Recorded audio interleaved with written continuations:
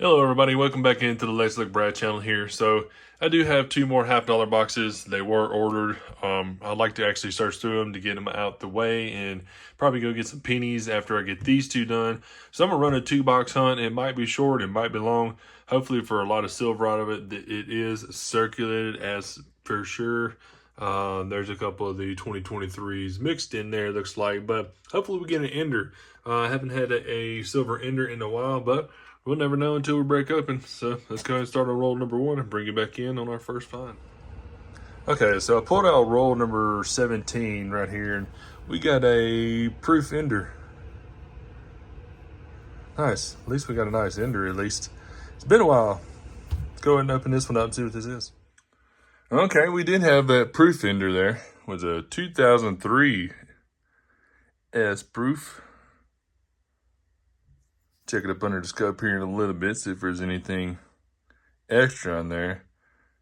Kind of crazy how the proof scratches off a lot. You see the proofing is actually scratched off a ton of it on this right side here compared to this left side. Interesting. We got a proof up on the board. All right, I'm working out the varieties that I've got stacked up here. I actually have a 1971 up underneath the scope here. Looks like it's got a little bit of something going on in the T. Actually, the portion of the T here on the left side of the R, on the U here at the bottom, this S is really thicker. It's really tough to tell actually on the date wise. There would be additional doubling on the date. I'm not seeing much on there. Usually some of the I's, a lot of the time the I is usually doubled. I'm not seeing anything there. It's just really tough on this one here to look around on this 71. Like I said, usually the I might be a little doubled at the bottom or the top. It's usually where the identifiers are at on the I here. But the bigger telltale sign, nothing on the B, nothing on the E. But as always, it's going to be on the T. This one here is actually doubled completely. Dead middle of the T, split off here, but then also look at this Y. The Y is big time doubled. You see all the doubling in the dead center of it off on the right side here, even if I spin you over. Spin you completely over, see all the doubling that's on that Y. So this is definitely another DDO. This is a little different because usually the Ys are tougher to call, but that right there is definitely doubling. But like I say, on the U there, you can see it at the bottom portion of it. I mean, on the back side, the T on this side, and then the R. But again, it's pretty smooshed in. As you see, it's a little faded on that 1971 there. But all in all, I think that's the DDO for sure. Another little variety there. Definitely not the bigger one we're looking for, but that's cool. That's another little find there to add to the board. Worked our way through that first box there. Already checked everything out. We only had one additional coin that I want to show y'all. We did have the proof from that ender that we had. But this one here is going to be a 1972 Philadelphia in really good condition, actually. Really nice. Don't get too many Philadelphia 72s, though. But just going to show y'all a little something here. See what y'all think about it. Let's move over here to the R real quick. So the R there, you see we got some notching. That's actually in the top side of that R. Maybe right here on the inside of this E. A little tough to tell, I guess, at that angle.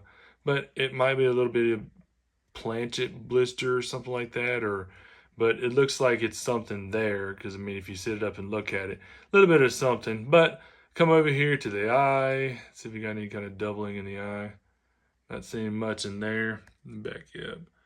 It's probably a little notching right here in the middle of the L. Come over here to the I and N. You can see the notching that's actually right up on top and the bottom. Maybe get you over this way. So you can see the notching and stuff on it.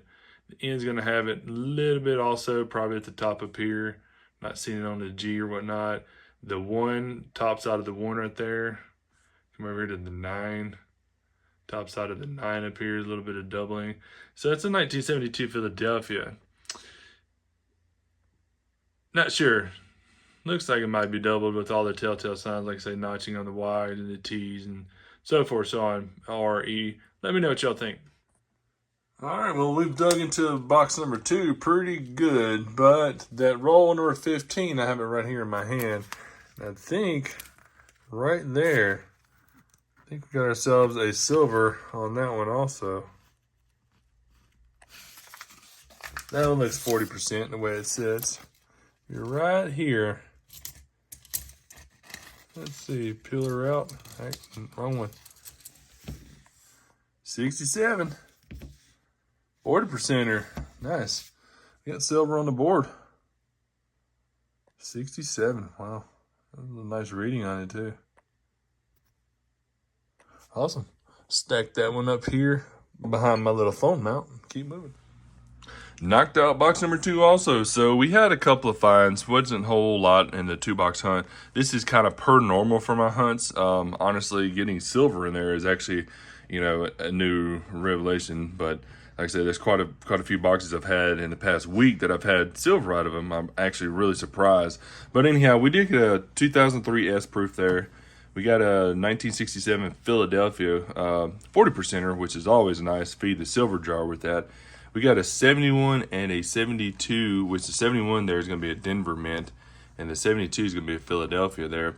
I'm pretty sure the 72's got some telltale signs. There's reference marks on there showing that would be a DDO.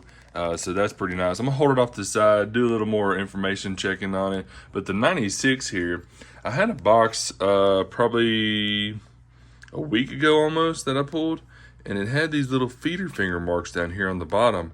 And this is crazy because out of this box here, I found another feeder finger mark around the 1 and the 9 there, or planchet blisters, but looks like feeder finger marks kind of. So it's all around the 9, right here below the D. There's one going through the D right here. There's actually one over here by we. So just interesting, just an oddity for sure. Like I say, it catches your eye whenever you're holding these in your hand and you're going through them. But anyhow, a great hunt, 2-box hunt. So hopefully I get some more $half coming in next week. So probably another 3 or 4 days from now. But anyhow, hope y'all liked the video. Y'all make sure y'all tap that subscribe button, and silver is going into the jar.